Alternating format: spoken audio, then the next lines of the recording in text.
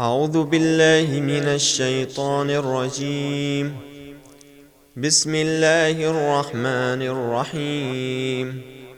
تلك الرسل فضلنا بعضهم على بعض، منهم من كلم الله ورفع بعضهم درجات، وآتينا عيسى ابن مريم البينات وأيدناه بروح القدس، ولو شاء الله ما اقتتل الذين من بعدهم من بعد ما جاءتهم البينات، ولكن اختلفوا فمنهم من آمن ومنهم من كفر، ولو شاء الله ما اقتتلوا ولكن الله يفعل ما يريد. يا أيها الذين آمنوا أنفقوا مما رزقناكم من قبل أن يأتي يوم لا بيع فيه ولا خلة ولا شفاعة، والكافرون هم الظالمون.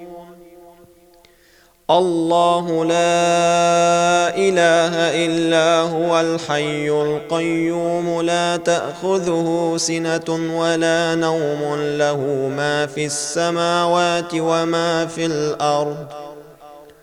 من ذا الذي يشفع عنده إلا بإذنه، يعلم ما بين أيديهم وما خلفهم، ولا يحيطون بشيء من علمه إلا بما شاء، وسع كرسيه السماوات والأرض، ولا يؤوده حفظهما وهو العلي العظيم.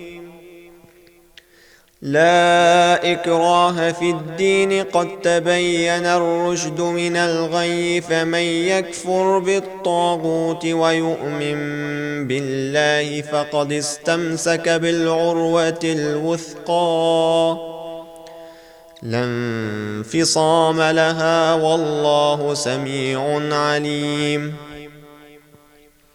الله ولي الذين آمنوا يخرجهم من الظلمات إلى النور، والذين كفروا أولياؤهم الطاغوت يخرجونهم من النور إلى الظلمات، أولئك أصحاب النار هم فيها خالدون. ألم تر إلى الذي حاج إبراهيم في ربه أن آتاه الله الملك، إذ قال إبراهيم ربي الذي يحيي ويميت، قال أنا أحيي وأميت، قال إبراهيم فإن الله يأتي بالشمس من المشرق فأت بها من المغرب، فبهت الذي كفر، والله لا يهدي القوم الظالمين. أو كالذي مر على قرية وهي خاوية على عروشها، قال أنى يحيي هذه الله بعد موتها، فأماته الله 100 عام ثم بعثه، قال كم لبثت؟ قال لبثت يوما أو بعض يوم، قال بل لبثت 100 عام، فانظر إلى طعامك وشرابك لم يتسنه، وانظر إلى حمارك ولنجعلك آية للناس، وانظر إلى العظام كيف ننشزها ثم نكسوها لحما، فلما تبين له قال أعلم أن الله على كل شيء قدير. وإذ قال إبراهيم رب أرني كيف تحيي الموتى، قال أولم تؤمن، قال بلى ولكن ليطمئن قلبي. قال فخذ 4 من الطير فصرهن إليك ثم اجعل على كل جبل منهن جزءا ثم ادعهن يأتينك سعيا واعلم أن الله عزيز حكيم. مثل الذين ينفقون أموالهم في سبيل الله كمثل حبة أنبتت 7 سنابل في كل سنبلة 100 حبة والله يضاعف لمن يشاء والله واسع عليم. الذين ينفقون أموالهم في سبيل الله ثم لا يتبعون ما أنفقوا منا ولا أذى لهم أجرهم عند ربهم ولا خوف عليهم ولا هم يحزنون. قول معروف ومغفرة خير من صدقة يتبعها أذى والله غني حليم. يا أيها الذين آمنوا لا تبطلوا صدقاتكم بالمن والأذى كالذي ينفق ماله رئاء الناس ولا يؤمن بالله واليوم الآخر فمثله كمثل صفوان عليه تراب فأصابه وابل فتركه صلدا لا يقدرون على شيء مما كسبوا والله لا يهدي القوم الكافرين. ومثل الذين ينفقون أموالهم ابتغاء مرضات الله وتثبيتا من أنفسهم كمثل جنة بربوة أصابها وابل فآتت أكلها ضعفين فإن لم يصبها وابل فطل والله بما تعملون بصير.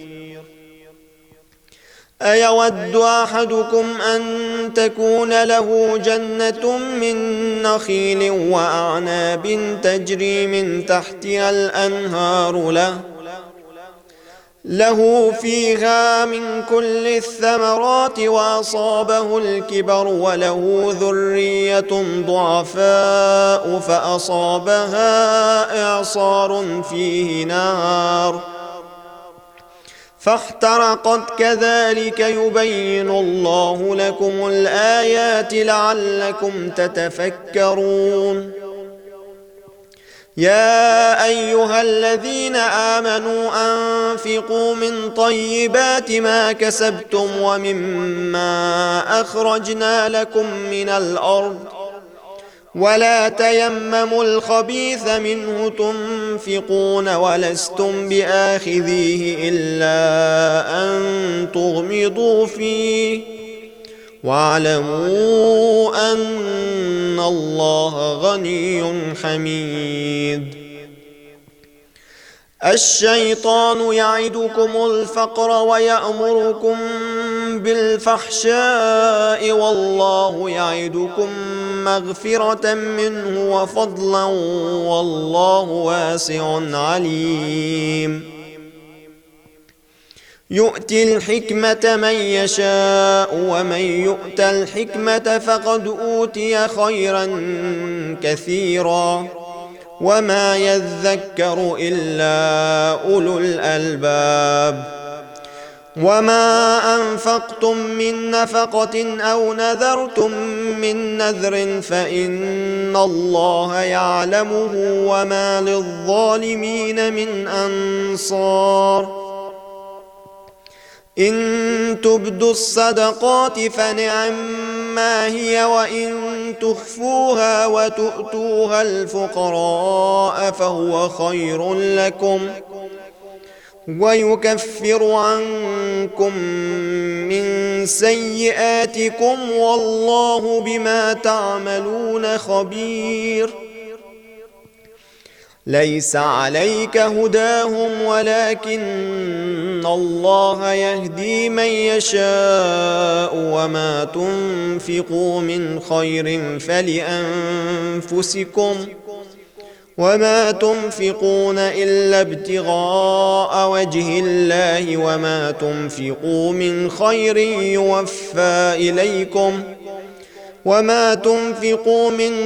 يوفى إليكم وأنتم لا تظلمون. للفقراء الذين أحصروا في سبيل الله لا يستطيعون ضربا في الأرض يحسبهم الجاهل أغنياء من التعفف تعرفهم بسيماهم لا يسألون الناس إلحافا وما تنفقوا من خير فإن الله به عليم. الذين ينفقون أموالهم بالليل والنهار سرا وعلانية فلهم أجرهم عند ربهم ولا خوف عليهم ولا هم يحزنون. الذين يأكلون الربا لا يقومون إلا كما يقوم الذي يتخبطه الشيطان من المس ذلك بأنهم قالوا إنما البيع مثل الربا وأحل الله البيع وحرم الربا فمن جاءه موعظة من ربه فانتهى فله ما سلف وأمره إلى الله ومن عاد فأولئك أصحاب النار هم فيها خالدون. يمحق الله الربا ويربي الصدقات والله لا يحب كل كفار أثيم. إن الذين آمنوا وعملوا الصالحات وأقاموا الصلاة وآتوا الزكاة لهم أجرهم عند ربهم ولا خوف عليهم ولا هم يحزنون. يا أيها الذين آمنوا اتقوا الله وذروا ما بقي من الربا إن كنتم مؤمنين فإن لم تفعلوا فأذنوا بحرب من الله ورسوله وإن تبتم فلكم رؤوس أموالكم لا تظلمون ولا تظلمون. وإن كان ذو عسرة فنظرة إلى ميسرة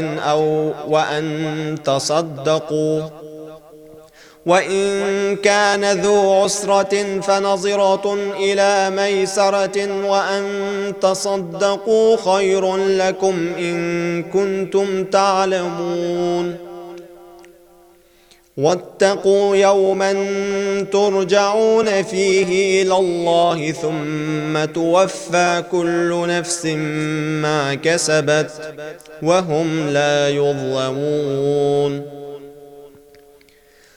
يا أيها الذين آمنوا إذا تداينتم بدين إلى أجل مسمى فاكتبوه وليكتب بينكم كاتب بالعدل ولا يأب كاتب أن يكتب كما علمه الله فليكتب وليملل الذي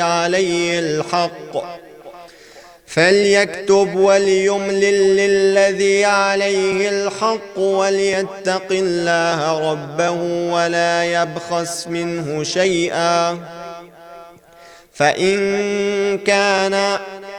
فإن كان الذي عليه الحق سفيها أو ضعيفا أو لا يستطيع أن يمل فليملل أو لا يستطيع أن يمل هو فليملل وليه بالعدل واستشهدوا شهيدين من رجالكم فإن لم يكونا رجلين فرجل وامرأتان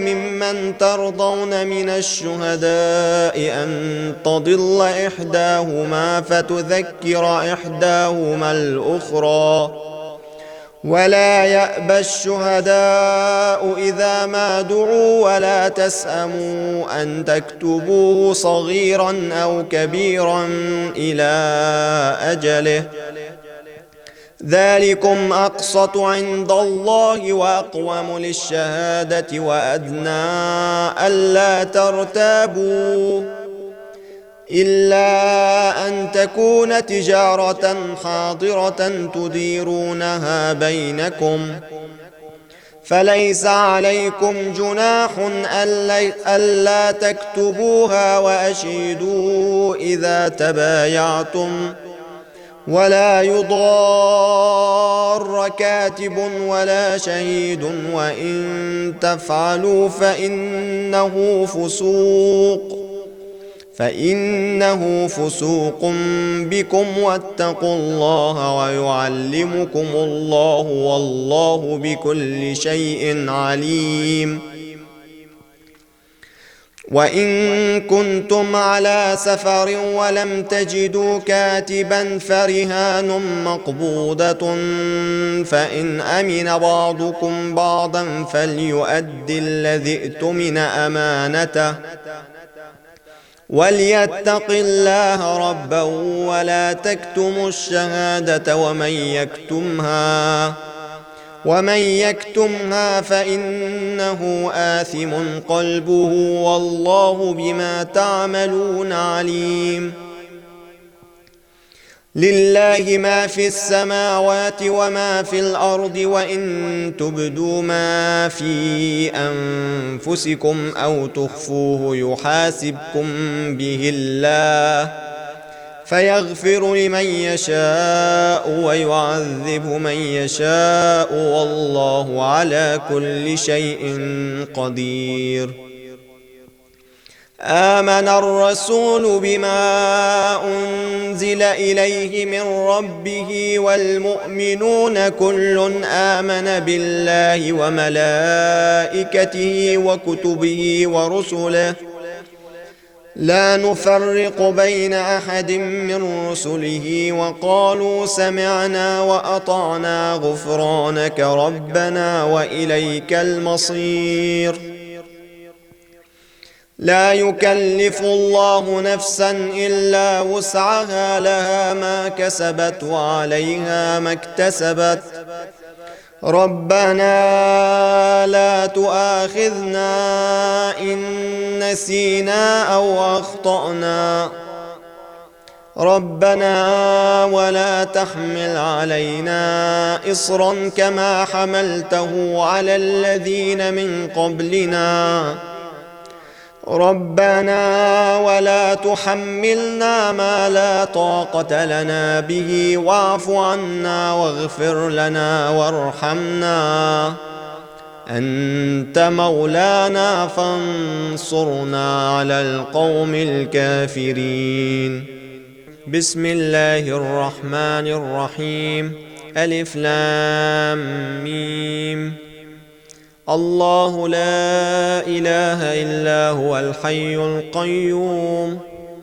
نزل عليك الكتاب بالحق مصدقا لما بين يديه وأنزل التوراة والإنجيل من قبل هدى للناس وأنزل الفرقان إن الذين كفروا بآيات الله لهم عذاب شديد والله عزيز ذو انتقام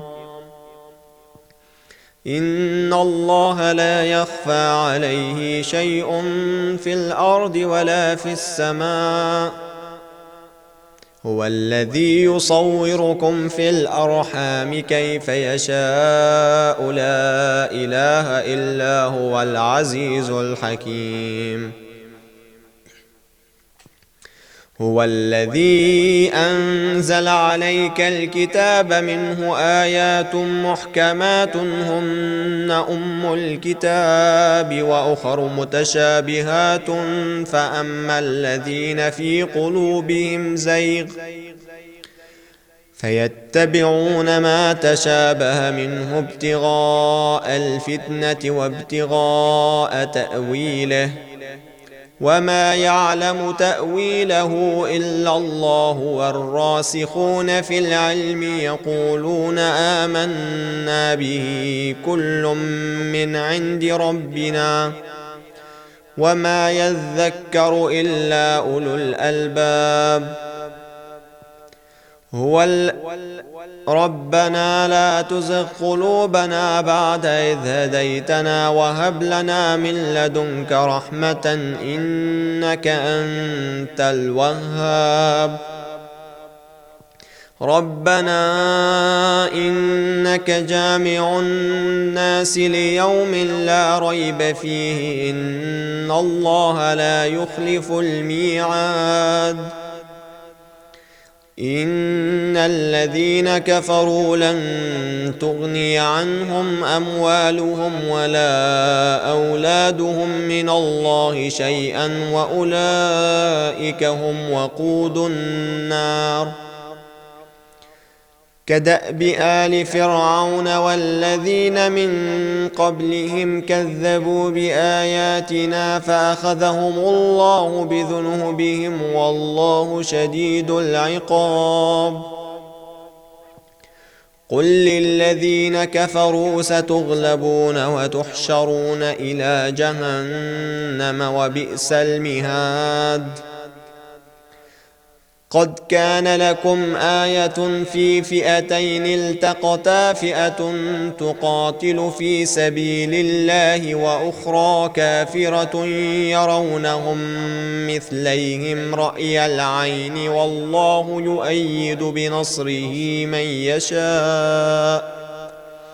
والله يؤيد بنصره من يشاء إن في ذلك لعبرة لأولي الأبصار زين للناس حب الشهوات من النساء والبنين والقناطير المقنطرة من الذهب والفضة والخيل المسومة والأنعام والحرث ذلك متاع الحياة الدنيا والله عنده حسن المآب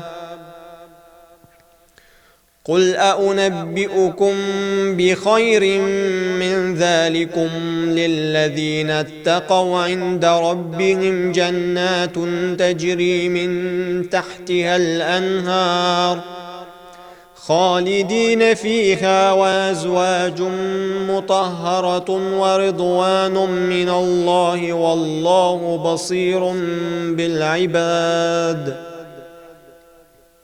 الذين يقولون ربنا إننا آمنا فاغفر لنا ذنوبنا وقنا عذاب النار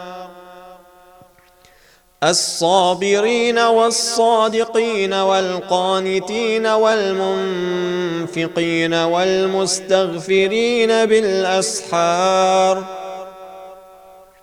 شهد الله أنه لا إله إلا هو والملائكة وأولو العلم قائما بالقسط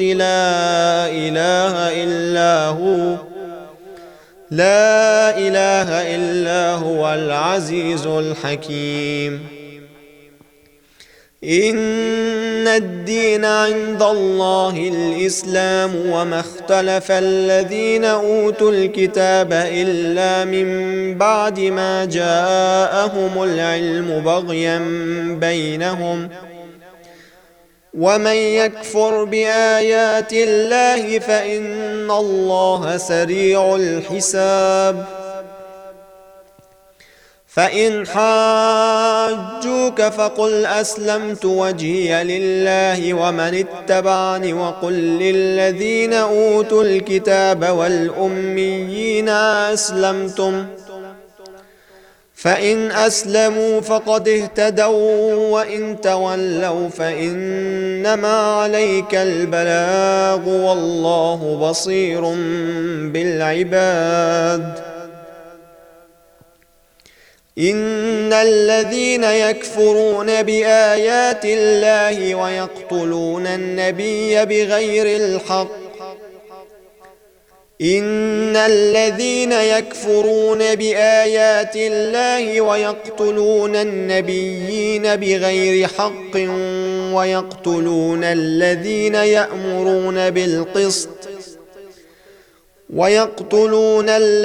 يأمرون بالقسط من الناس فبشرهم بعذاب أليم.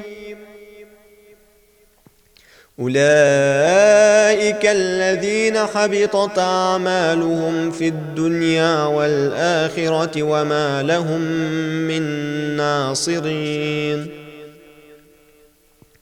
ألم تر إلى الذين أوتوا نصيبا من الكتاب يدعون إلى كتاب الله ليحكم بينهم ثم يتولى فريق منهم وهم معرضون.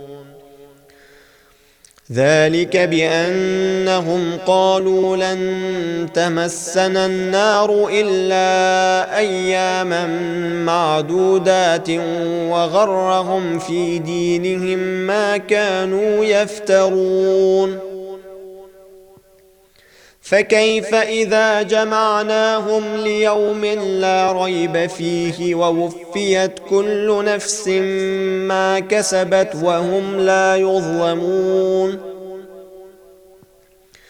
قل اللهم مالك الملك تؤتي الملك من تشاء وتنزع الملك ممن تشاء وتعز من تشاء وتذل من تشاء بيدك الخير إنك على كل شيء قدير. تولج الليل في النهار وتولج النهار في الليل وتخرج الحي من الميت وتخرج الميت من الحي وترزق من تشاء بغير حساب. لا يتخذ المؤمنون الكافرين أولياء من دون المؤمنين ومن يفعل ذلك فليس من الله في شيء إلا أن تتقوا منهم تقاة ويحذركم الله نفسه وإلى الله المصير. قل إن تخفوا ما في صدوركم أو تبدوه يعلمه الله ويعلم ما في السماوات وما في الأرض والله على كل شيء قدير. يوم تجد كل نفس ما عملت من خير محضرا وما عملت من سوء تود لو أن بينها وبينه أمدا بعيدا ويحذركم الله نفسه والله رؤوف بالعباد.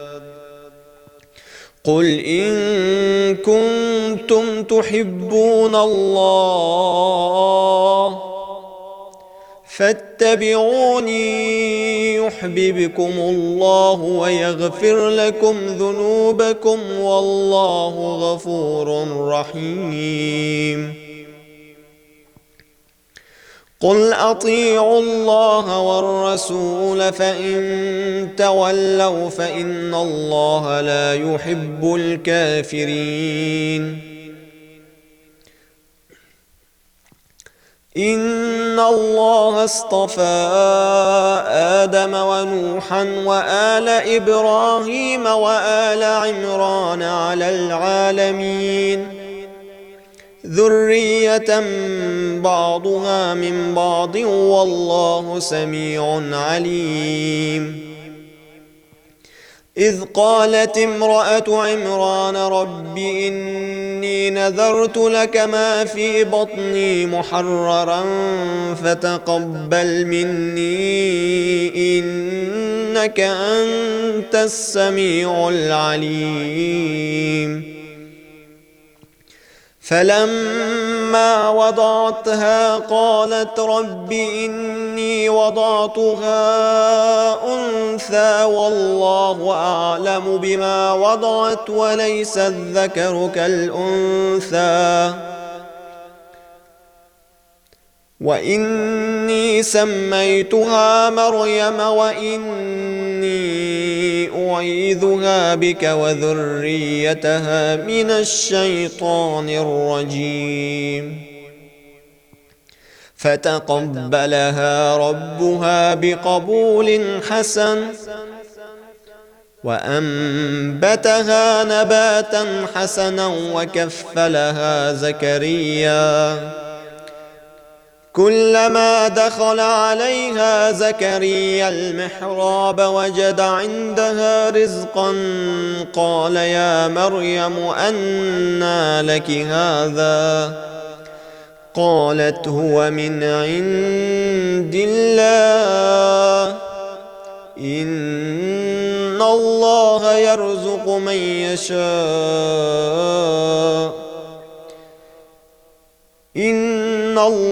يرزق من يشاء بغير حساب.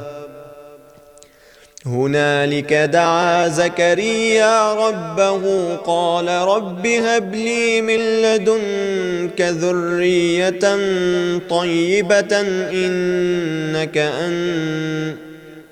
إنك سميع الدعاء. فنادته الملائكة وهو قائم يصلي في المحراب أن الله يبشرك بيحيى مصدقا بكلمة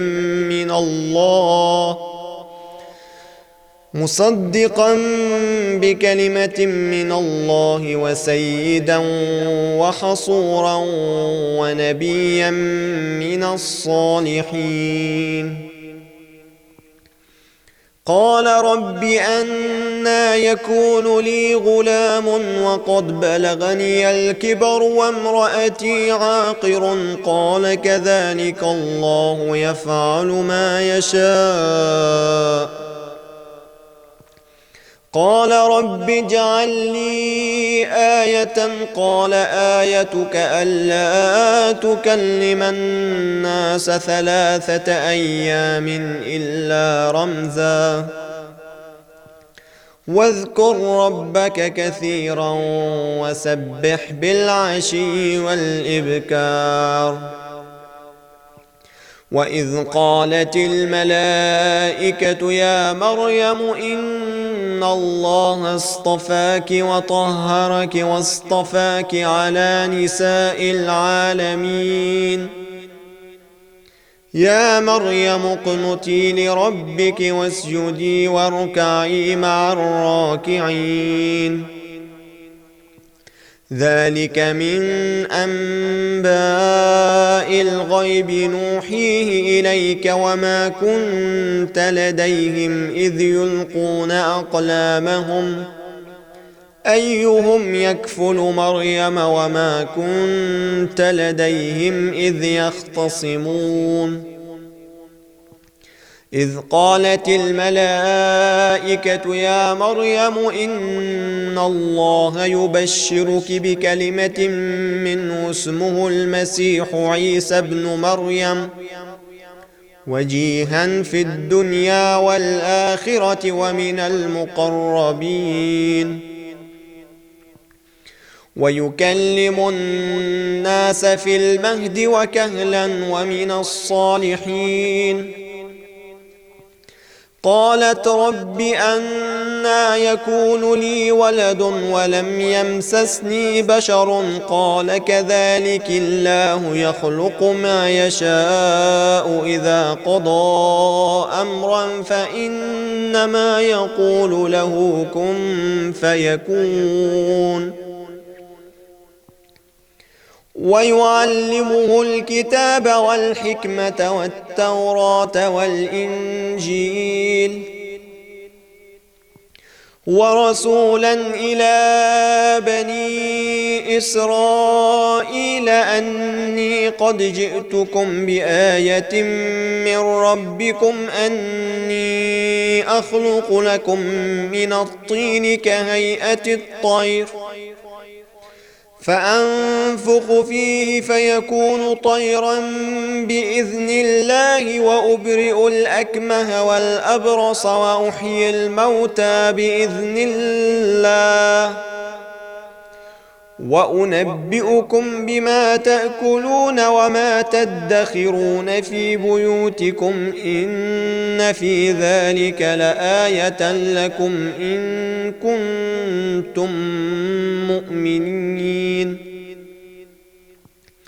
ومصدقا لما بين يدي من التوراة ولأحل لكم بعض الذي حرم عليكم وجئتكم بآية من ربكم فاتقوا الله وأطيعون.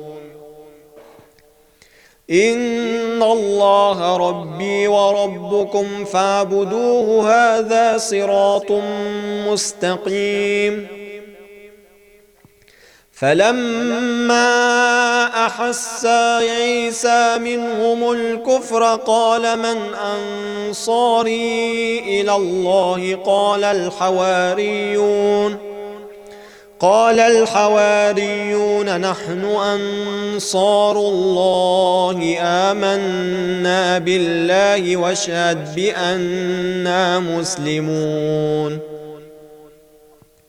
ربنا آمنا بما أنزلت واتبعنا الرسول فاكتبنا مع الشاهدين. ومكروا ومكر الله والله خير الماكرين. إذ قال الله يا عيسى إني متوفيك ورافعك إلي ومطهرك من الذين كفروا وجاعل الذين اتبعوك فوق الذين كفروا إلى يوم القيامة ثم إلي مرجعكم فأحكم بينكم فيما كنتم فيه تختلفون. فأما الذين كفروا فأعذبهم عذابا شديدا في الدنيا والآخرة وما لهم من ناصرين. وأما الذين آمنوا وعملوا الصالحات فيوفيهم أجورهم والله لا يحب الظالمين. ذلك نتلوه عليك من الآيات والذكر الحكيم. إن مثل عيسى عند الله كمثل آدم خلقه من تراب ثم قال له كن فيكون. الحق من ربك فلا تكن من الممترين. فمن حاجك فيه من بعد ما جاءك من العلم فقل تعالوا ندع أبناءنا وأبناءكم ونساءنا ونساءكم وأنفسنا وأنفسكم ثم نبتهل فنجعل لعنة الله على الكاذبين. إن هذا لهو القصص الحق وما من إله إلا الله وإن الله لهو العزيز الحكيم. فإن تولوا فإن الله عليم بالمفسدين. قل يا أهل الكتاب تعالوا إلى كلمة سواء بيننا وبينكم ألا نعبد إلا الله ولا نشرك به شيئا ولا يتخذ بعضنا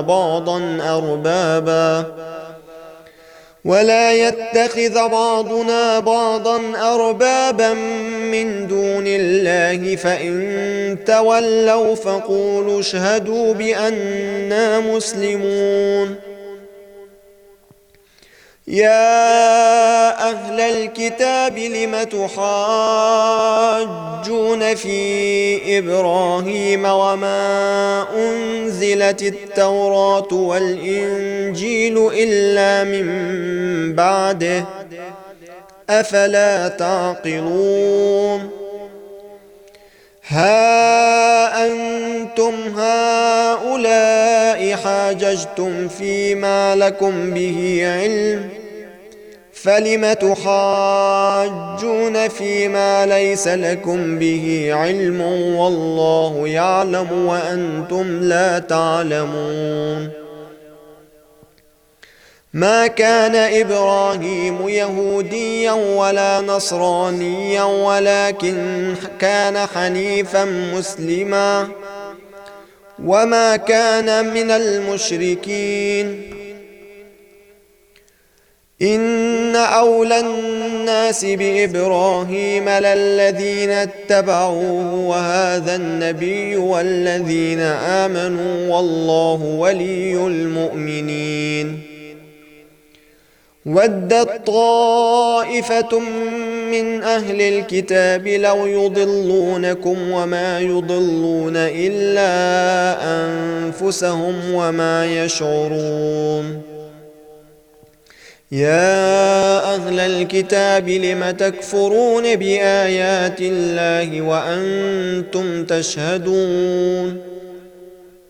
يا أهل الكتاب لم تلبسون الحق بالباطل وتكتمون الحق وأنتم تعلمون. وقالت طائفة من أهل الكتاب آمنوا بالذي أنزل على الذين آمنوا وجه النهار واكفروا آخره لعلهم يرجعون. ولا تؤمنوا إلا لمن تبع دينكم قل إن الهدى هدى الله أن يؤتى أحد مثل ما أوتيتم أو يحاجوكم عند ربكم قل إن الفضل بيد الله يؤتيه من يشاء والله واسع عليم. يختص برحمته من يشاء والله ذو الفضل العظيم. ومن أهل الكتاب من إن تأمنه بقنطار يؤده إليك ومنهم من إن تأمنه بدينار لا يؤده إليك إلا ما دمت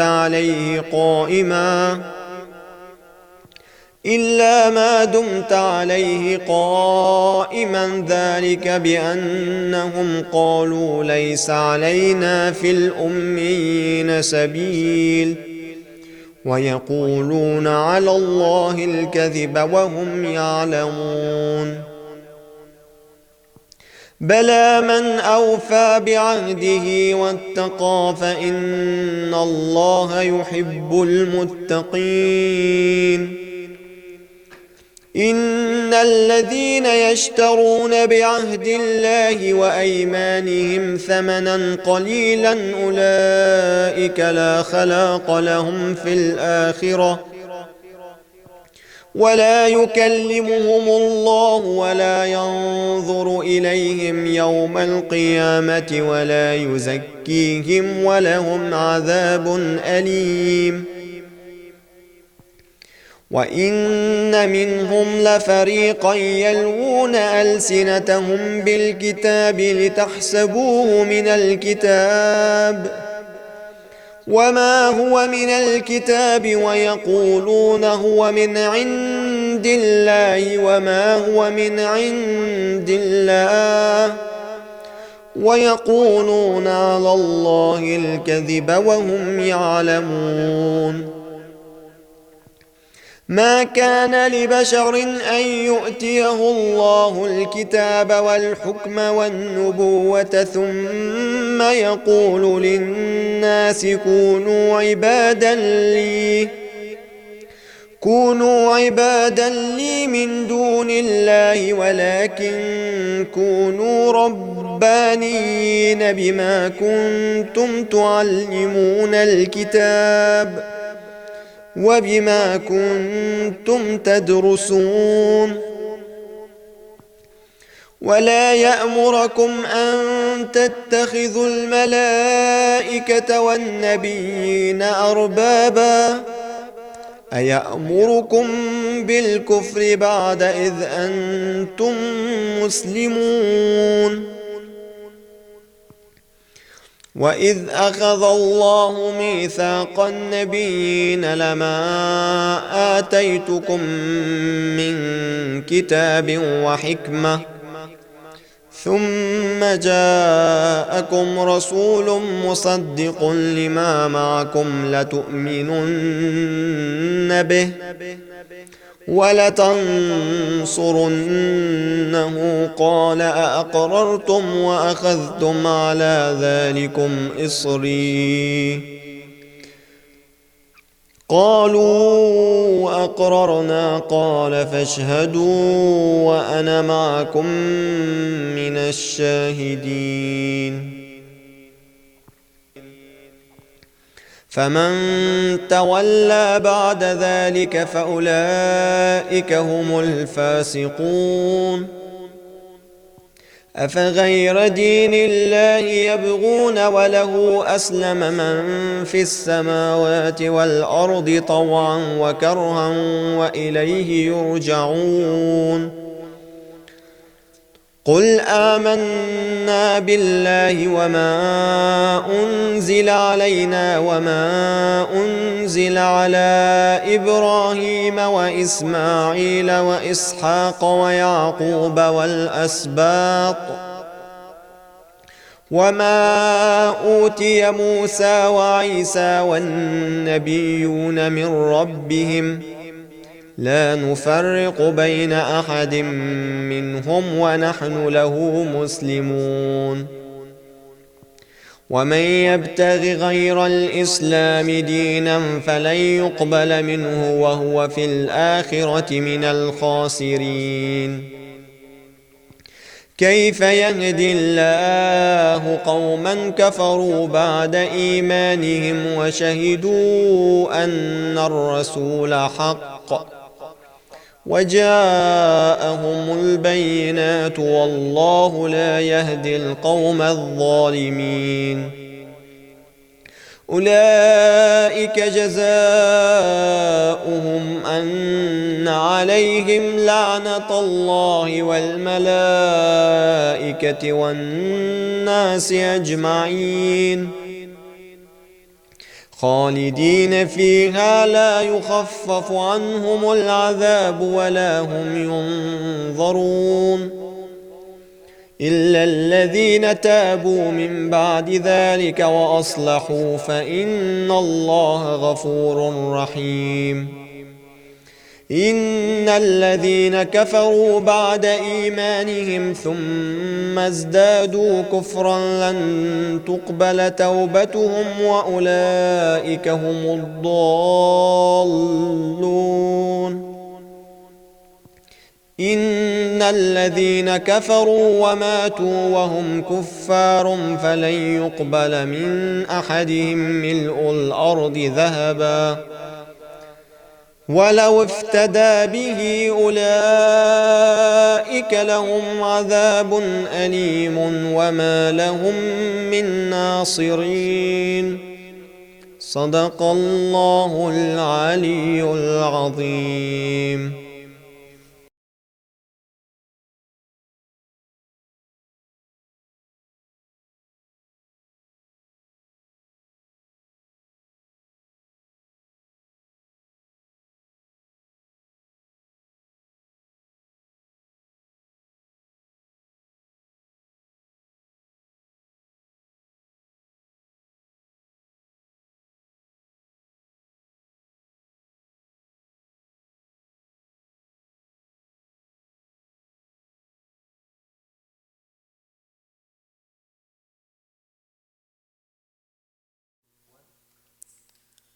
بسم الله الرحمن الرحيم. اللهم إني أفتتح الثناء بحمدك وأنت مسدد للصواب بمنك، وأيقنت أنك أنت أرحم الراحمين في موضع العفو والرحمة، وأشد المعاقبين في موضع النكال والنقمة، وأعظم المتجبرين في موضع الكبرياء والعظمة. اللهم أذنت لي في دعائك ومسألتك، فاسمع يا سميع مدحتي، وأجب يا رحيم دعوتي، وأغل يا غفور عثرتي. فكم يا إلهي من كربة قد فرجتها،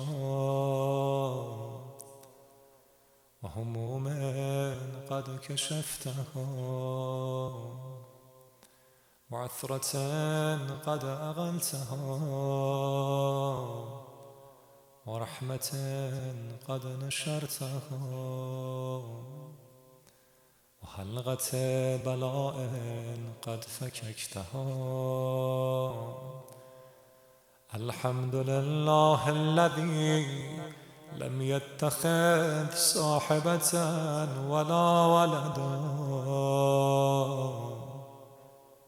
ولم يكن له شريك في الملك، ولم يكن له ولي من الذل، وكبره تكبيرا. الحمد لله بجميع محامده كلها، على جميع نعمه كلها. الحمد لله الذي لا مضاد له في ملكه، ولا منازع له في أمره. الحمد لله الذي لا شريك له في خلقه، ولا شبيه له في عظمته. الحمد لله الفاشي في الخلق أمره وحمده، الظاهر بالكرم مجده، الباسط بالجود يده، الذي لا تنقص خزائنه ولا تزيده كثرة العطاء إلا جودا وكرما، إنه هو العزيز الوهاب. اللهم إني أسألك قليلا من كثير مع حاجة بي إليه عظيمة، وغناك عنه غدير، وهو عندي كثير، وهو عليك سهل يسير. اللهم إن عفوك عن ذنبي وتجاوزك عن خطيئتي وصفحك عن ظلمي وسترك على غبيه عملي وحلمك عن كثير جرمي، عندما كان من خطئي وعمدي أتمعني في أن أسألك ما لا أستوجبه منك، الذي رزقتني من رحمتك وأريتني من قدرتك وعرفتني من إجابتك، فصرت عدوك آمنا وأسألك مستأنسا، لا خائفا ولا وجلا، مذلا عليك فيما غسدت فيه إليك، فإن أبت عني أتبت بجهلي عليك، فلعل الذي أبت عني هو خير لي لعلمك بعاقبة الأمور، فلم أر مولا كريما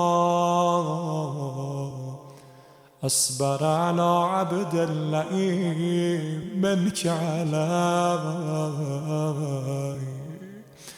يا رب إنك تدعوني فأولي عنك وتتحبب إلي فأتبغض إليك وتتودد إلي فلا أقبل منك، كأن لي التطول عليك فلم يمنعك ذلك من الرحمة لي والإحسان إلي والتفضل علي بجودك وكرمك، فارحم عبدك الجاهل، فارحم عبدك الجاهل، فارحم عبدك الجاهل، وجد عليه بفضل إحسانك، إنك جواد كريم. الحمد لله مالك الملك مجرى الفلك مسخر الرياح فالق الأسباب ديان الدين رب العالمين. الحمد لله على حلمه بعد علمه، والحمد لله على عفه بعد قدرته، والحمد لله على طول أناته في غضبه، وهو قادر على ما يريد. الحمد لله خالق الخلق باسط الرزق فالق الإصباح، ذي الجلال والإكرام والفضل والإنعام، الذي بعد فلا يرى وقرب فشهد النجوى، تبارك وتعالى. الحمد لله الذي ليس له منازع يعادله، ولا شبيه يشاكله، ولا ظهير يعاضده. قهر بعزته الأعزاء، وتواضع لعظمته العظماء، فبلغ بقدرته ما يشاء. الحمد لله الذي يجيبني حين أنادي، ويستر علي كل عورة وأنا أعصي، ويعظم النعمة علي فلا أجازي. فكم من موهبة هنيئة قد أعطاني، وعظيمة مخوفة قد كفاني، وبهجة مونقة قد أراني، فأثني عليه حامدا وأذكره مسبحا. الحمد لله الذي لا يهتك حجابه، ولا يغلق بابه، ولا يرد سائل، ولا يخيب آمل. الحمد لله الذي يؤمن الخائفين، وينجي الصالحين، ويرفع المستضعفين، ويدع المستكبرين، ويهلك ملوكا، ويستخلف آخرين. والحمد لله قاسم الجبارين، مبير الظالمين، مدرك الهاربين، أكال الظالمين، صريخ المستصرخين، موضع حاجات الطالبين، معتمد المؤمنين. الحمد لله الذي من خشيته ترعد السماء وسكانها، وترجف الأرض وعمارها، وتموج البحار ومن يسبح في غمراتها. الحمد لله الذي هدانا لهذا، وما كنا لنهتدي لولا أن هدانا الله. الحمد لله الذي يخلق ولم يخلق ويرزق ولا يرزق ويطعم ولا يطعم ويميت الأحياء ويحيي الموتى وهو حي لا يموت بيده الخير وهو على كل شيء قدير. اللهم صل على محمد عبدك ورسولك وأمينك وصفيك وحبيبك وخيرتك من خلقك وحافظ سرك ومبلغ رسالاتك. أفضل وأحسن وأجمل وأكمل وأزكى وأتم أنمى وأطيب وأطهر وأسنى وأكثر ما صليت وباركت وترحمت وتحننت وسلمت على أحد من عبادك وأنبيائك ورسلك وصفتك وأهل الكرامة عليك من خلقك.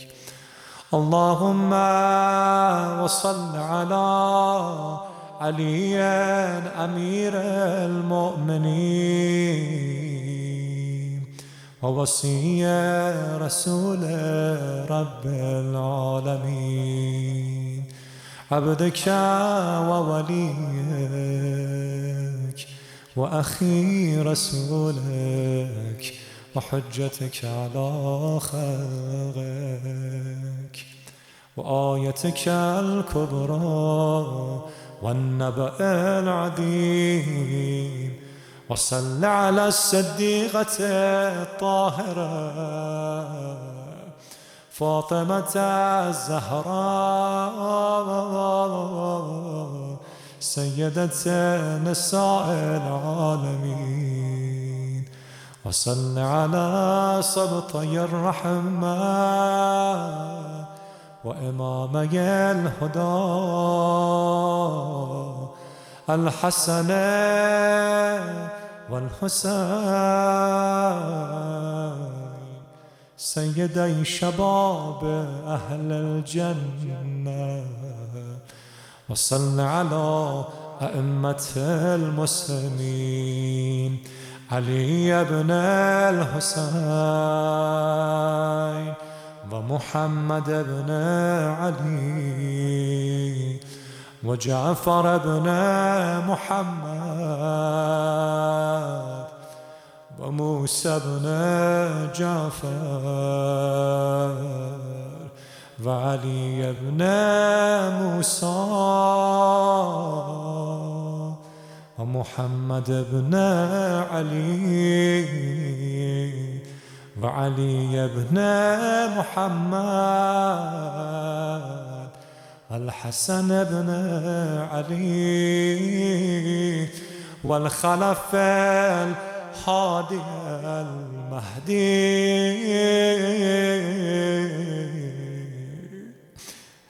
حججك على عبادك وأمنائك في بلادك صلاة كثيرة دائمة. اللهم وصل على ولي أمرك القائم المؤمل والعدل المنتظر وحفه بملائكتك المقربين وأيده بروح القدس يا رب العالمين. اللهم اجعله الداعي إلى كتابك والغائم بدينك. استخلفه في الأرض كما استخلفت الذين من قبله. مكن له دينه الذي ارتضيت له. أبدله من بعد خوفه أمنا يعبدك لا يشرك بك شيئا. اللهم أعزه وأعزز به وانصره وانتصر به وانصره نصرا عزيزا وافتح له فتحا يسيرا واجعل له من لدنك سلطانا نصيرا. اللهم أظهر به دينك وسنة نبيك حتى لا يستخفي بشيء من الحق مخافة أحد من الخلق. اللهم إنا نرغب إليك في دولة كريمة تعز بها الإسلام وأهله وتضل بها النفاق بأهله وتجعلنا فيها من الدعاة إلى طاعتك والغادة إلى سبيلك وترزقنا بها كرامة الدنيا والآخرة. اللهم ما عرفتنا من الحق فحملنا وما قصرنا عنه فبلغنا. اللهم المام به شعثنا واشعب به صدعنا وارتق به فتخنا وكثر به قلتنا وأعزز به ذلتنا وأغنى به عائلنا واغذ به عن مغرمنا واجبر به فقرنا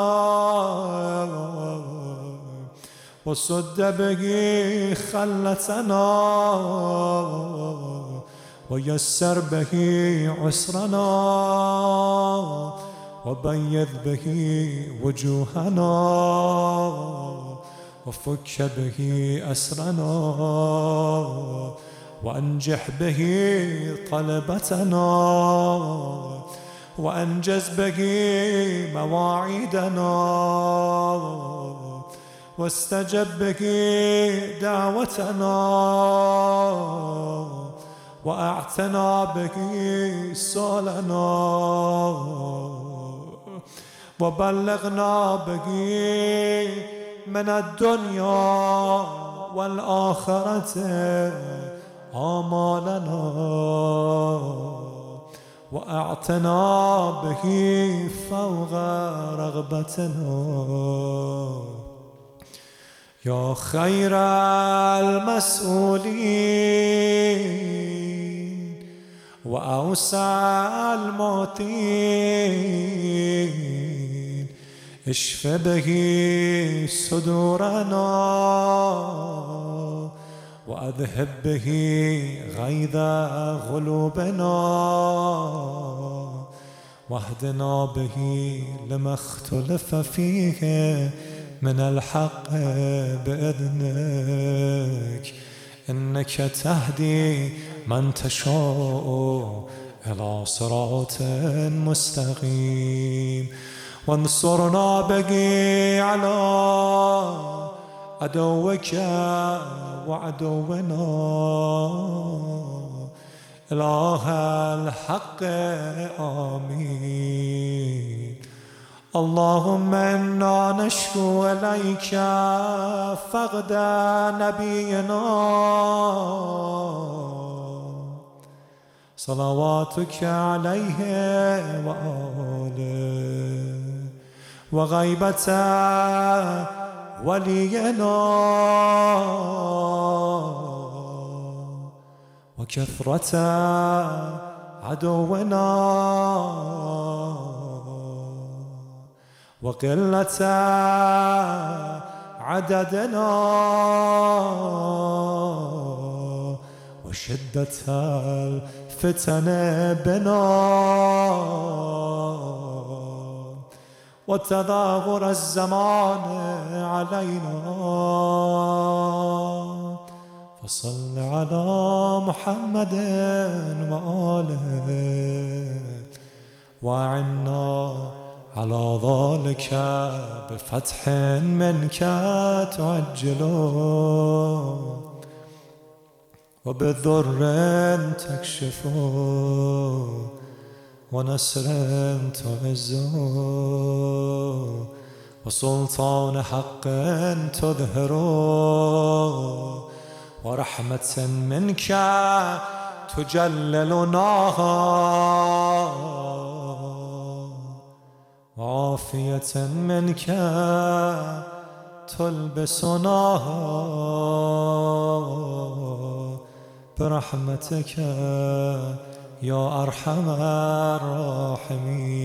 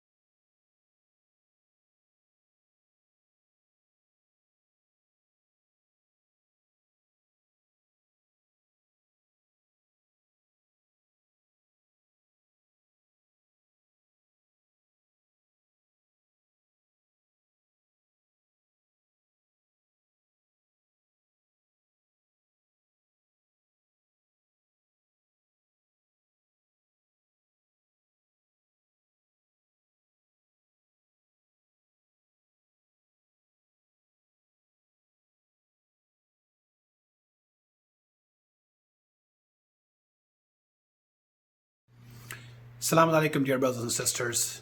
Ramadan Mubarak. And I hope and pray that by the grace of Masameen alayhi salam, you and your family are safe and healthy, inshallah. Just a few announcements before we invite the speaker for tonight. The regular programming that is happening every night in Ramadan is as follows. 5:30 to 6 p.m. we have children's program. There's a request from parents to please send in pictures or videos of their kids that are involved in doing any kinds of Ramadan kids activities to info@kisakids.org. 6 to 7 p.m. we have Quran recitation, which is a collaborative effort of all the Saba, all the centers in the San Jose Bay area. 7 to 7:30 we have Dua Iftitah, and then 7:35 to Maghrib we have speech. Tonight we are blessed and fortunate to have the speech by Moulana Rizvi, inshallah. Every Tuesday through Thursday, there will be special programs after Maghrib starting at 9:15 p.m.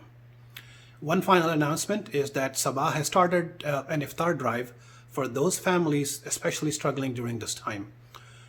Saba will be packing bags of food, enough for a week for a family of 4.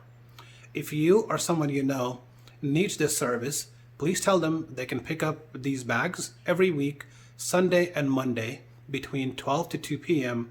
outside Saba's kitchen entrance, which is towards the side of the building. If the timings or the days do not work for you, please fill out the form from the link provided in the flyer, which is on our website as well as on the different message groups. And then delivery arrangements can also be made for you, inshallah. And before I invite Moulana Rizvi tonight, let me talk a little bit about him and his background and his studies.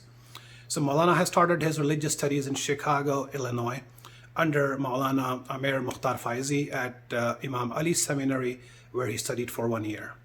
Thereafter, he attended Islamic Seminary of Qum in 2000 and studied under some of the best renowned theologians and jurisprudence of the Hausa. After completing general coursework in Arabic literature, jurisprudence, Quranic exegesis, principles of usul, kalam, and mantiq, Moulana Rizvi focused his attention towards Islamic philosophy and during the latter part of his studies on Irfan Islami. Throughout his 6 years of studies at the Hausa, Moulana obtained 204 credits and received bachelor's in theology and philosophy from Jamiat al-Mustafa al-Alamiya. Following his studies in Qum, he wanted to gain fluency in Arabic, so he enrolled and traveled to Damascus and enrolled in advanced Arabic courses at Damascus University's Arabic Language Institute and completely immersed himself in Arabic-speaking environment. During his stay in Syria, he also periodically traveled to the United States and lectured at various Islamic centers. We are fortunate and blessed to have him speak with us tonight. Before I invite him, or while we switch on over to the video to him, there's a request for Surah Fatiha for Sayyid Inayat Hussain, Sayyid Muzaffar Hussain, and Sayyid Shujaat Hussain. So with a loud salawat, please welcome Moulana Rizwan Rizvi, inshallah. Allahumma salli ala Muhammad wa ali Muhammad.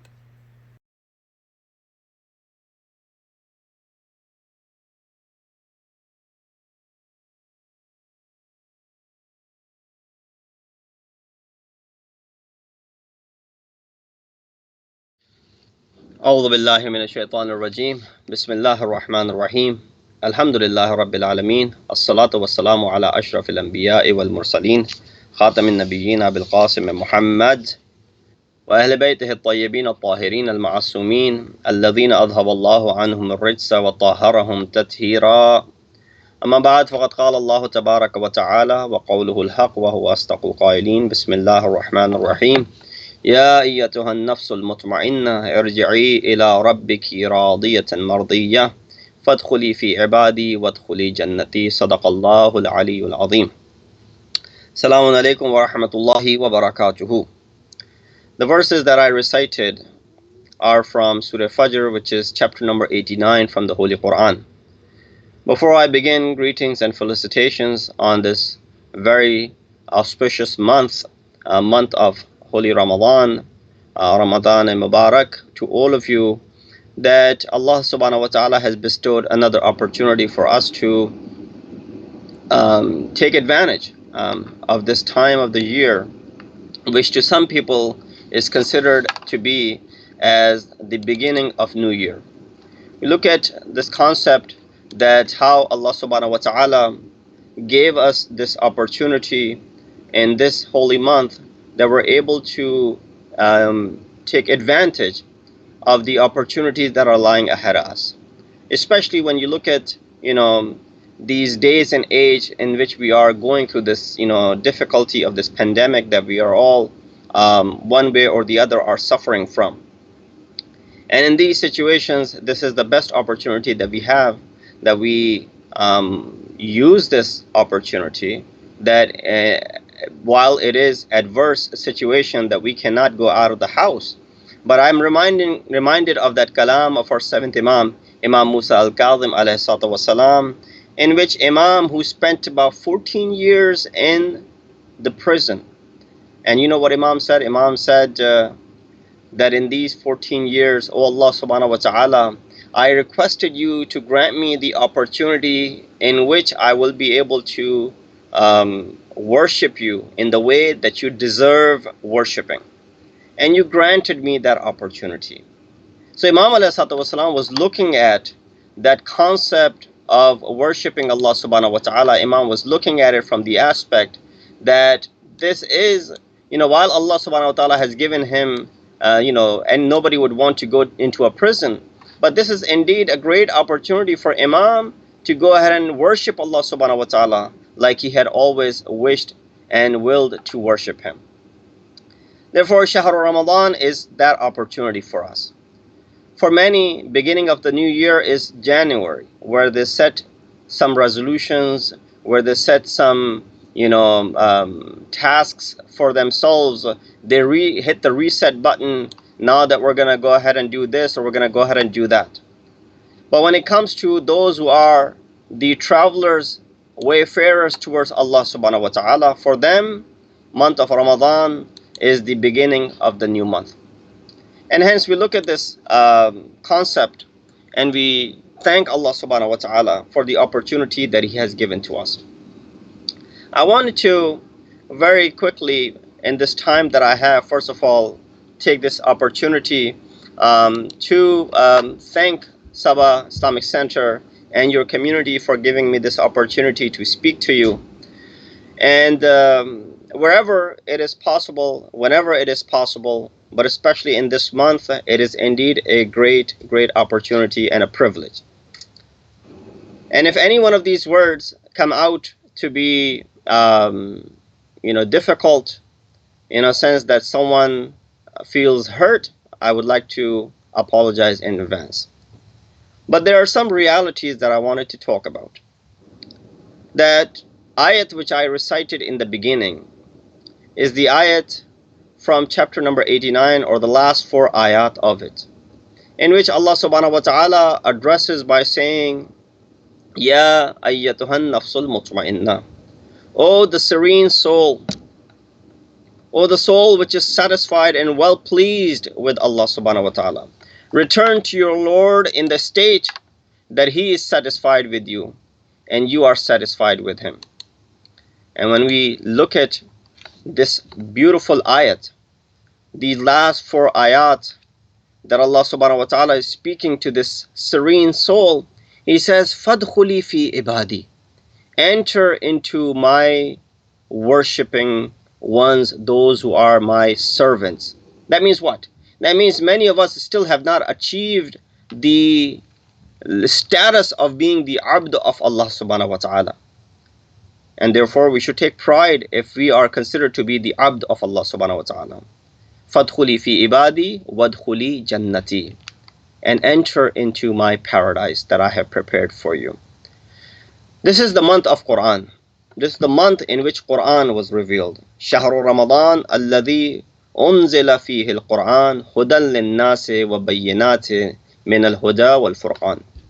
This is the month of Ramadan in which Quran was revealed, and which Quran, that is hidayat and guidance for mankind, and it is a clear distinction in it, explains things clearly.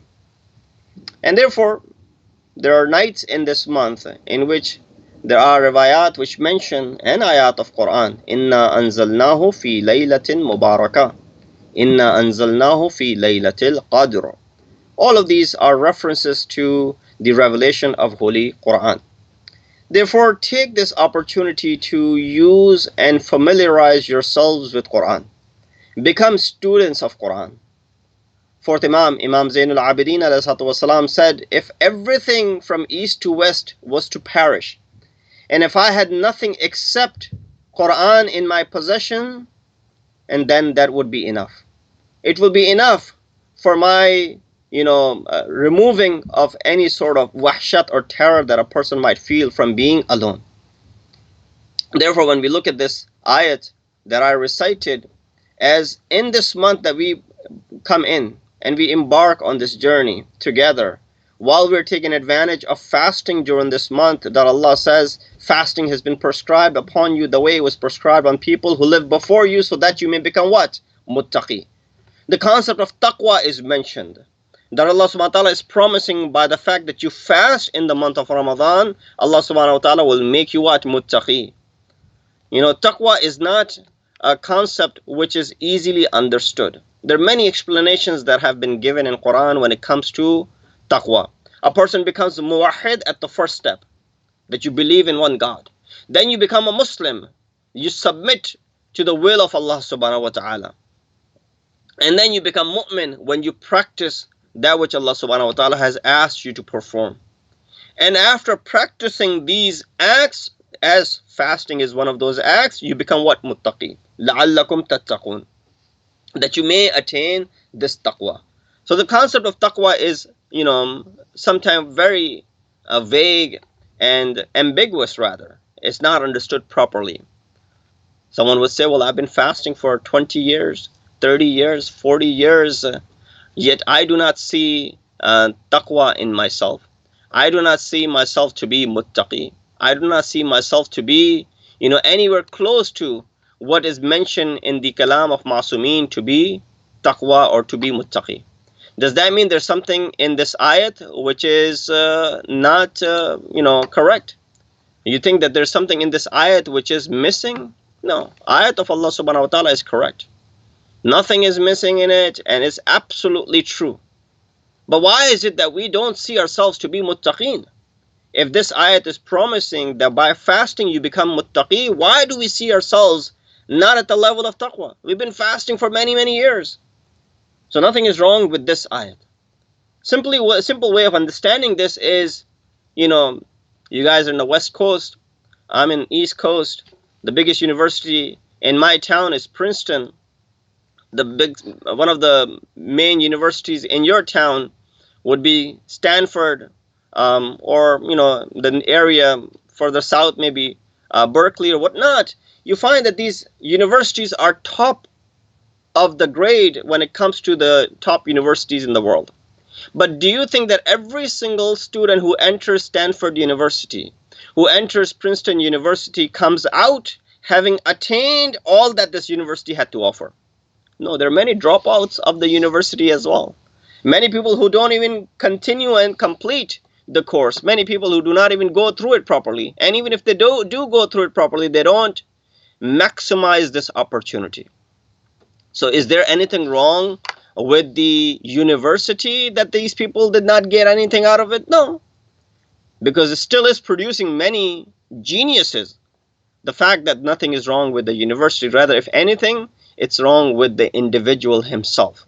So you don't blame the university, you blame the person who was not able to benefit from it. Similar is the example that this fasting is there, the month of Ramadan is there, yet we're not able to fully benefit from it. We're not able to fully capitalize on the opportunities that Allah subhanahu wa ta'ala has just, given us and offered us in this month. So yes, I know you've heard this before as well. This is nothing new. Fasting is does not mean to fast by abstention from food and drink and all of those things which invalidate the fast. In fact, there are three types of people when it comes to fasting. There are those who are laymen, and there's the fast of those who are laymen.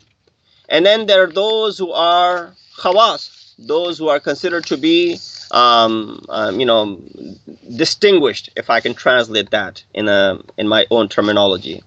And then on top of that, you have those who are khawasul khas, those who are most distinguished, and they're above everyone else. It is mentioned that fast of a layman, it is a fast in which he controls over his stomach and his desires, and he makes it through the day merely by avoiding things which may invalidate the fast. That's the success that this layman can attain from fasting. That's not a big deal. Well, it may be for us because that's all we are. Majority of us fall into this first category. But then the fast of those who are khawas, distinguished, it says he protects all his organs from haram and committing any sins.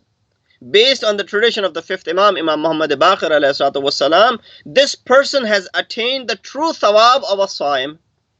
Because this person is not only abstaining from food and drink and all those things which break the fast, but this person is also controlling his a'da, his jawari, his organs from committing any sins and from indulging into any haram. So this person has truly benefit from his fast. But wait a minute. There's another category that I mentioned, which is khawasul khawas, which is the most distinguished, which is distinguished even amongst those who are, distinguished people. And what is the fast of those individuals? Aside from that which was mentioned for the first two categories, this person not only doesn't commit sins, but keeps his heart pure from even thinking about sinning. What does that remind you of? That reminds you of Ma'soom. That Ma'soomin are, while it is possible that Imam Ma'soom can eat that which is, for example, haram, but they don't. Imam Ma'soom, it is possible for them, they are capable, and don't misunderstand the words, they're capable of, quote unquote, committing sins. But the fact that they have control over themselves, that gives them edge over the angels. Angels cannot. That's the difference between a Ma'soom and the angels. That angels can't. Ma'soom can, yet doesn't. Therefore, it elevates the status of our Ma'soomin. So with that said, a person came to Imam and he said, and relating to Khawasul Khawas and their fast, that how do we get to a place that not only we don't sin, but we don't even think about sinning? He said, well, that's only possible for those who are Ma'soomin. I said, no, those who are Khawasul Khawas, when it comes to fasting, they can also become that way. Do you not think that you get this special ability in this month of Ramadan, that you're able to fast, you're able to have this self-control, the self-restraint? If that was the case, you would be able to fast all year long, but that does not happen, brothers and sisters. That means Allah subhanahu wa ta'ala has this special lutf and grace, especially in this month, that we're able to do certain things that we can't do the whole year long. And that's the beauty of it. So with that said, a person came to Imam and he said, oh Imam, how is it that you don't even think about committing sins? Imam said and gave an example, which might gross some of you out, but still Imam gave that example. He said, if there was food which had gone rotten, sitting in the garbage for a few days, and if you were really hungry and you were dying of hunger, you would have eaten anything. Someone said, go ahead and eat that trash, that rotten food that has been sitting in the trash. He said, ew, not only that you won't eat, you won't even think about eating that rotten food. Why? Because it's got so much, God knows what's in it, that will end up harming you. Imam said that's how sins are for us. And then Imam gave other examples as well, which I'll refrain from grossing you out more. That Imam, gave this example by which you can easily understand that you and I will not even think about eating that rotten food, would we? Imam says sins are the same way for us. Not only we don't commit sins, we don't even think about committing sins. The same way you don't even think about eating that food. So, this is the fast of those who are khawas. Now, go back to these three people. Awam, laymen. Khawas, distinguished. Khawasul khawas, which are the most distinguished. The iftar of a fast of a layman is at the time of Maghrib. When the time of Maghrib comes, this person breaks his fast. That's the iftar of Awam. The iftar of Khawas is at the time of their death. And the iftar of those who are Khasul Khawas is in nothing but attaining the pleasure and the nearness to Allah subhanahu wa ta'ala. That's their iftar. That's what they're waiting for. That's what they are asking for, and nothing else than that. So with these categories, we should be thankful to Allah subhanahu wa ta'ala that He's giving us this opportunity in month of Ramadan to become what? To become muttaqi. You know how Allah subhanahu wa ta'ala in Quran, when I began this surah, began this ayah or these ayat that I recited for you, it begins by this qasam, wal fajr wa layalin ashr. Immerse yourself into Quran, especially in this month. Wal fajr wa layalin ashr, wal shaf'i wal watr, wal layli idha yasri, hal fi dhalika. That we read that by the fajr, by the dawn, wa layalin ashr, by the 10 nights, wal shaf'i wal watr, by the nights which are what? Nights which are odd and even. Allah subhanahu wa ta'ala is swearing by this odd and even nights.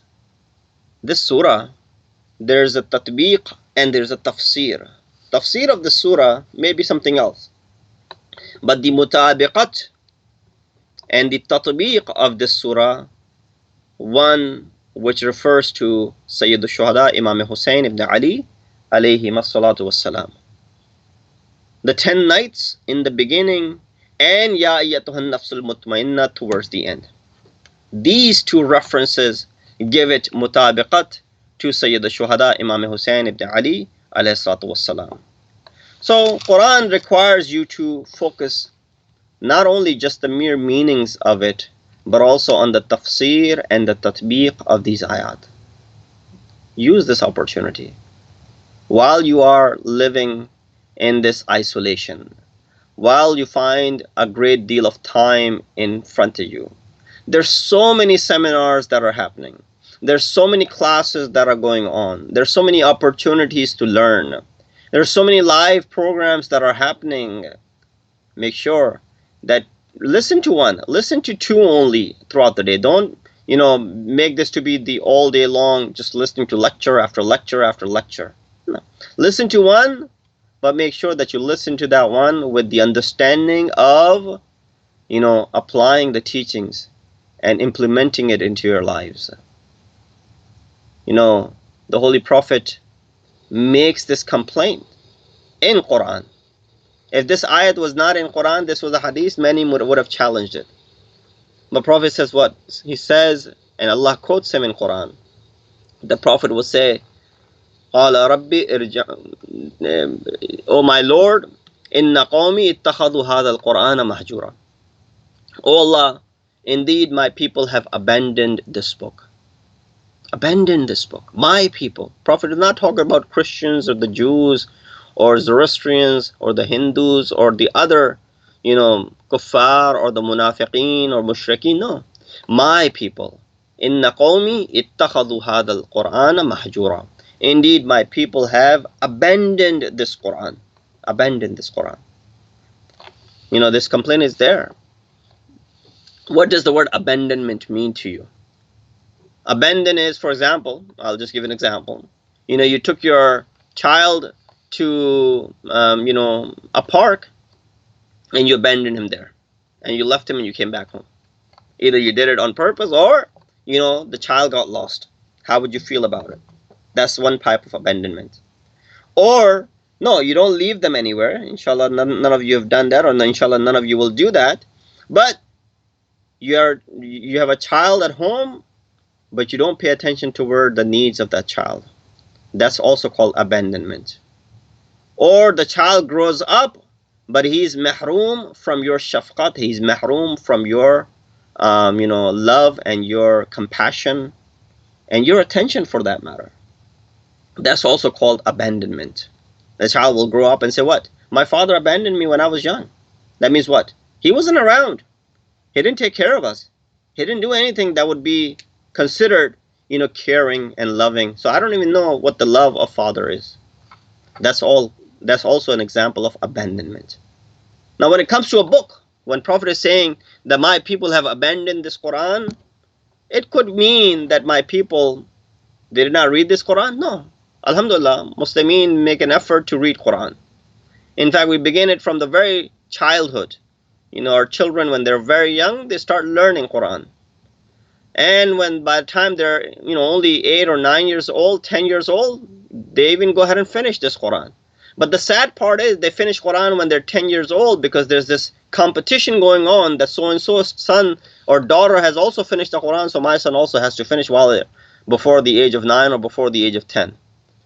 But the unfortunate part is, the sad part is that this child, when he finishes Quran at the age of 10, closes this Quran, هذا فراق بيني وبينك, this is it, and I'm done with reading this Quran, and now this is the firaq between me and you, and says bid farewell to it. And by the time this child is 15 years old, he can barely recite anything in this Quran. He can barely recite the verses, barely read any ayat, has forgotten all of the verses that he had memorized. So you would question that, can he even pray? Because in prayer you have to recite Quran. Yeah, he knows those surahs which are to be recited in Quran. That's not a problem.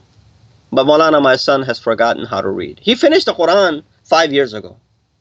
So we were in competition of making this child finish the Quran, but what happened after 5 years? This person, because he never touched the Quran again, this is called abandonment of Quran.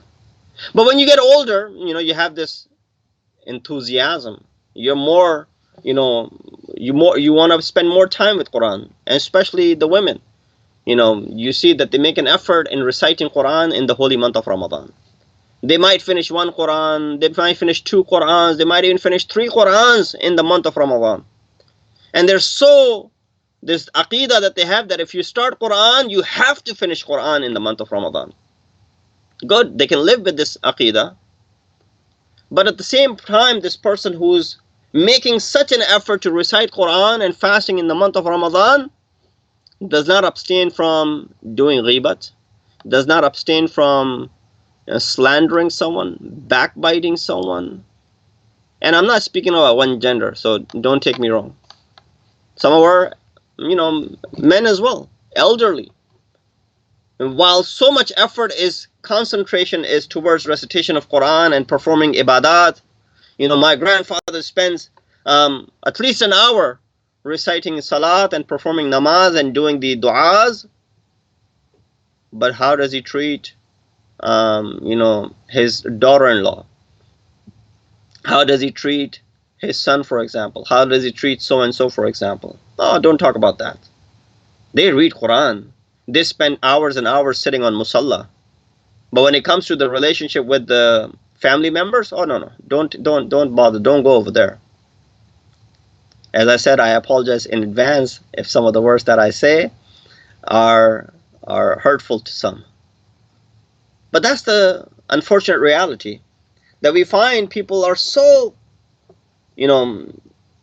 focused on Quran by making an effort to recite it, but they're so oblivious of the teachings of Quran. They read cover to cover, but they don't pay attention to what is written cover to cover. It's just a race to finish the Quran. Yes, there are a lot of benefits of merely reciting the Arabic of Quran. There's so much benefit. But would you understand the benefit of reciting it with the understanding while you comprehend? Yes, just multiply that. You can't even enumerate the advantage of reciting Quran while you understand it. And then when you understand, you implement its teachings. That's just not even comprehensible. You can't even comprehend that. You can't even fathom that scenario. So while we're making an effort, make sure that we open up one chapter of Quran, read its translation. There's no excuse that these days tafsir is not available. It's available in our languages. It's available in Urdu. It's available in English. It's available in languages that we speak. If you speak Farsi, there are so many tafsir that exist. Of course, if you're Arab speaking, you don't have to worry about any translation. All of these tafsir are there in Arabic. And some of them have been translated into Urdu. You have Tafsir al-Mizan in Urdu. You have Tafsir al-Namuna by Atul Makarim Shirazi in Urdu. You have Tafsir al-Safi by Mullah Faiz Kashani, translated by Maulana Tilmiz in Urdu. And you have, other tafsir that have been translated into Urdu. These tafsir are there. Say Safdar Hussain Najfi translate Tafsir al-Namuna and Tafsir al-Mizan. Even translation of it, partial translation of it in English by Marhum Sayyid Akhtar Rizvi. So all these translations are available, and they're only fingertips away, at our fingertips, only a click or two away. But yet we don't use this opportunity. Why was this Quran sent then? Why Ma'sumin were emphasizing a great deal? So when you focus on it in this month, well, you have this opportunity. This will then, have a long-lasting effect, that even after the month of Ramadan is over, you'll continue to ponder over it. أَفَلَا يَتَدَبَّرُونَ فِي الْقُرْآنِ. Or do they not ponder and contemplate? How do we ponder? How do we contemplate? I'll give you a few examples from Quran, and inshallah before I go towards the conclusion. So our discussion will be regarding Quran tonight, and I'll see if I can wrap up, and hopefully we'll move on to another discussion tomorrow. I guess I have about 4 days with you. I'll make the best opportunity, best of the time that I've been given, and while keeping in mind that you're all still hungry, because it's almost time for your iftar in the next 14 minutes, I believe so. So inshallah, I will finish way before that, giving you a couple of minutes so that you can get ready for your salat and you can get ready for breaking the fast. That how do we think about or pay attention to this Quran? The ayah that I recited initially, this ayat number 27 from chapter 89. Ya ayyatuhan nafsul mutmainnah. Oh, the serene soul, the satisfied soul. Now, there are different types of souls that exist. Quran talks about that. But here our discussion is only about the serene and the satisfied soul. The satisfied soul that Allah subhanahu wa ta'ala is speaking of. Who amongst us does not want to have a satisfied soul? Is there anyone amongst us who hopes that, oh Allah, give me izdirar, make my heart multar? No, we make dua that amma yujibul multarra idha da'a wa yakshifus. We don't ask, oh Allah, give us izdirar and mashaqqat and difficulty. No. Even when it comes to fasting, Allah subhanahu wa ta'ala said, those of you who are marid aw ala safarin, min ayyamin ukhar. That those who are sick and they're traveling, then they should make up the same number of days at another time. La yuridu bikumul usra. Allah subhanahu wa ta'ala does not want difficulty for you. Instead, He wants what? Ease for you. So Allah does not want difficulty for you. So nobody asks, oh Allah, give me a heart which is mustarib. Oh Allah, give me a heart which is in pain. Nobody wants pain. Everybody wants to avoid pain. Nobody welcomes pain. Yeah, if it comes, it comes. That's the decree of Allah. But I don't ask the pain to come. In fact, if anything, I want the pain to stay away from me. So all of us want this serene, satisfied, tranquil heart. But where do you find tranquility in? What's the satisfaction? How is your heart satisfied? For some of us, our hearts are satisfied when we achieve something. Worldly, for example. We achieve, some worldly success. We are satisfied. Nothing wrong with it. Our children achieve something, graduation of your son, your daughter, them becoming, a physician, a lawyer, IT professional, you name it, all of these different professions that exist. Attorney, engineer. This is a matter of what? Satisfaction for you. Alhamdulillah. My children are. Your children get married, you're satisfied. MashaAllah. Alhamdulillah, I'm satisfied that all of my children are married now. You have grandchildren, for example. Alhamdulillah, this is a matter of satisfaction for you that Alhamdulillah, I have grandchildren to play with at this old age. Because children are busy on their own. All of these are what? These are means for you, for your satisfaction. But what?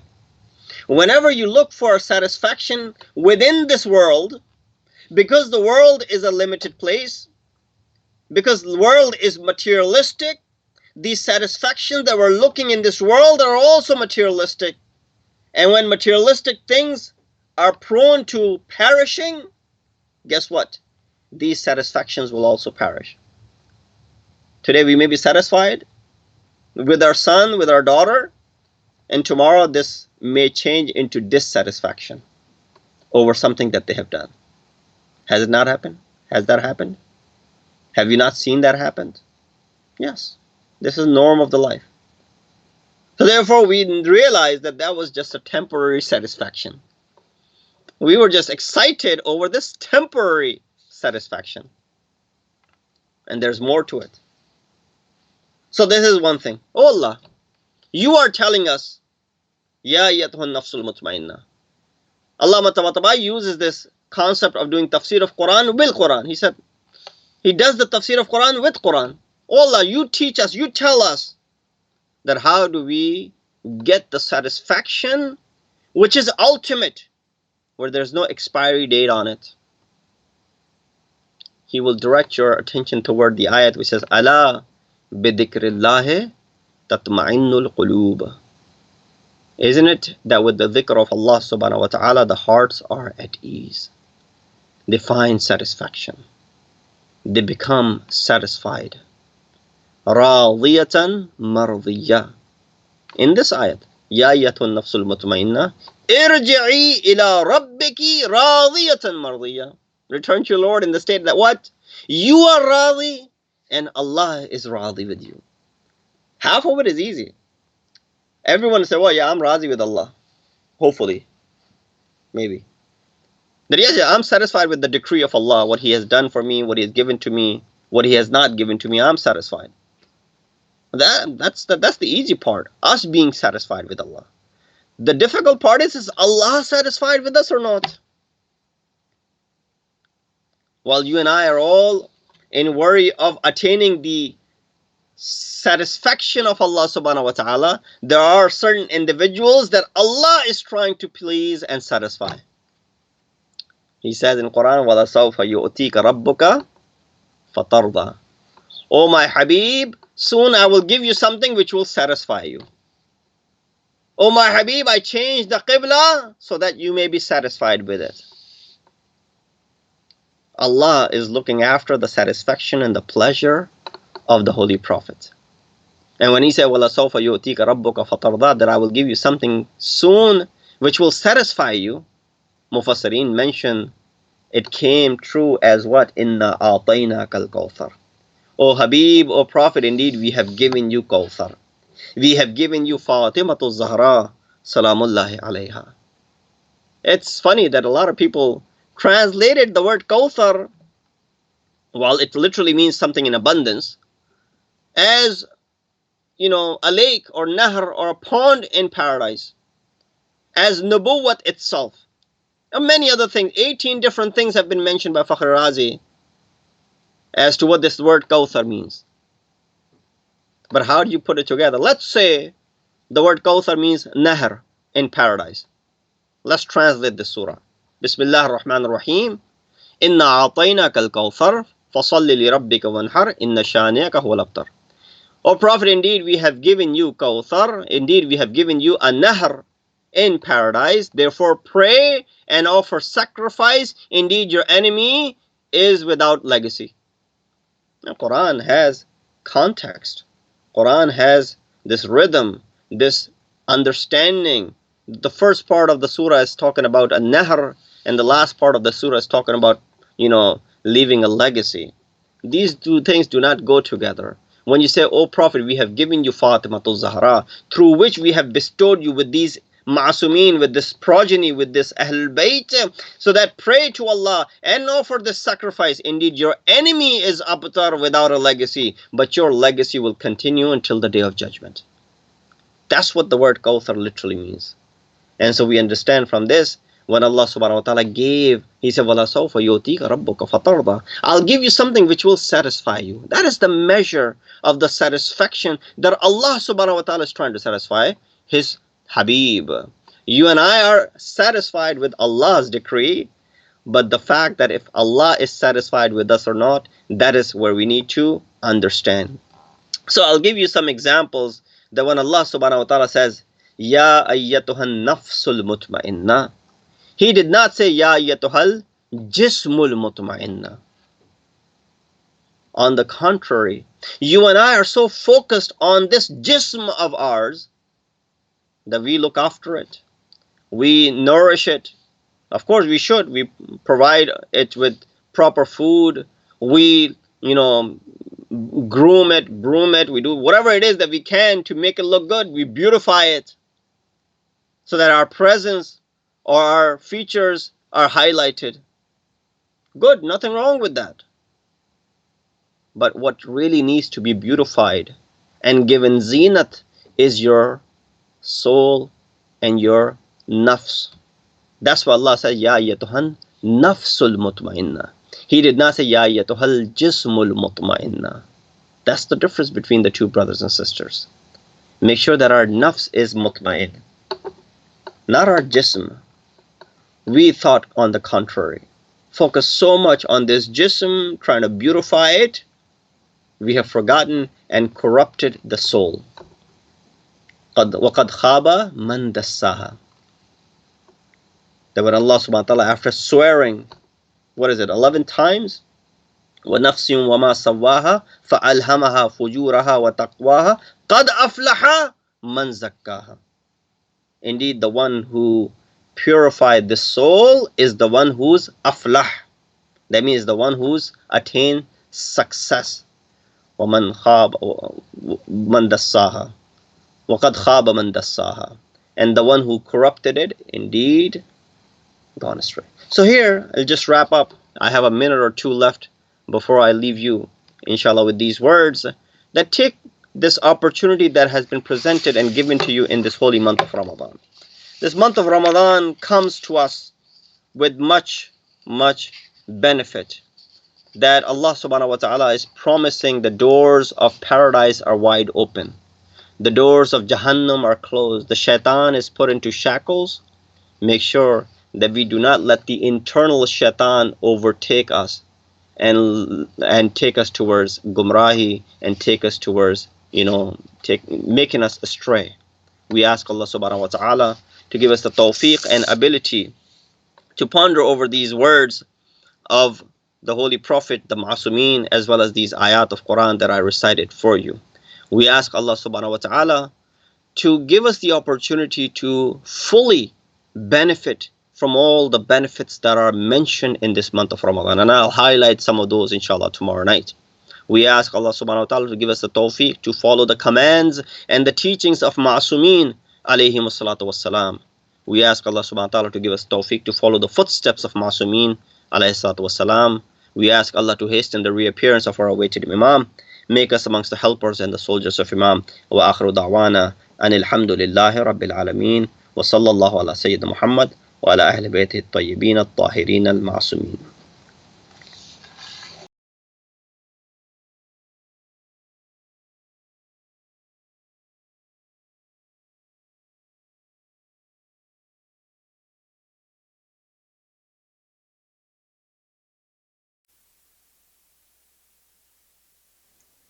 بسم الله الرحمن الرحيم يا علي يا عظيم يا غفور يا رحيم أنت الرب العظيم الذي ليس كمثله شيء وهو السميع البصير وهذا الشهر نظمته وكرمته وشرفته وفضلته على الشهور وهو الشهر الذي فرضت صيامه عليك وهو الشهر رمضان الذي أنزلت فيه القرآن هدى للناس مبينات من الهدى والفرقان وجعلت فيه ليلة القدر وجعلتها خيرا من 1000 شهر فيا ذا المن ولا يمن عليك من علي بفكاك رقبتي من النار في من تمن علي وادخلني الجنة برحمتك يا أرحم الراحمين.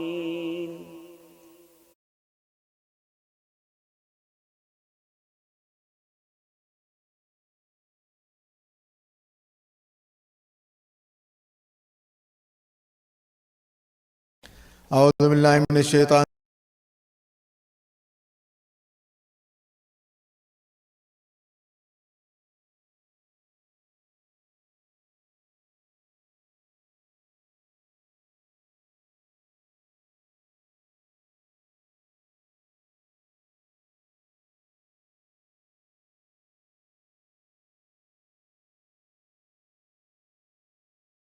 الرجيم. بسم الله الرحمن الرحيم. إن الله وملائكته يصلون على النبي يا أيها الذين آمنوا صلوا عليه وسلموا تسليما.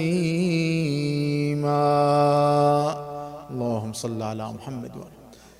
سبحان الله والحمد لله ولا إله إلا الله والله أكبر ولله الحمد. الحمد لله رب العالمين. الله أكبر الله أكبر الله أكبر الله أكبر. أشهد أن لا إله إلا الله.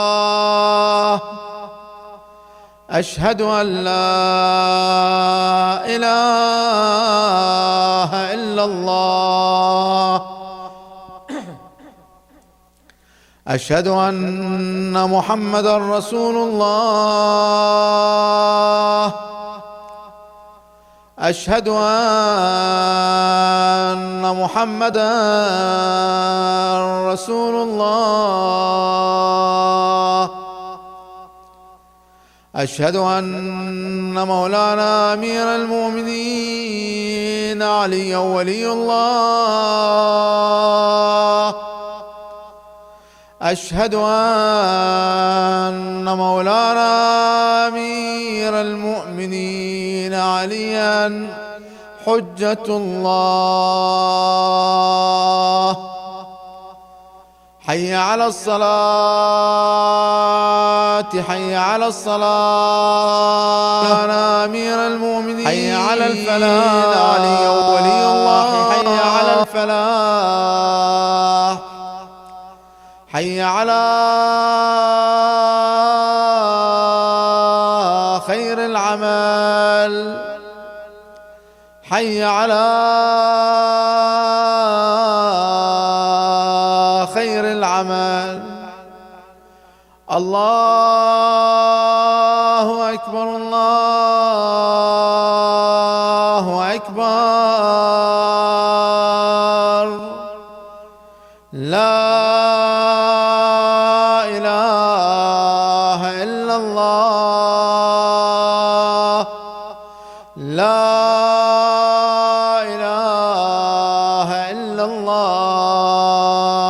وصلى اللهم على محمد وآله وسلم. اللهم صل على محمد وآل محمد.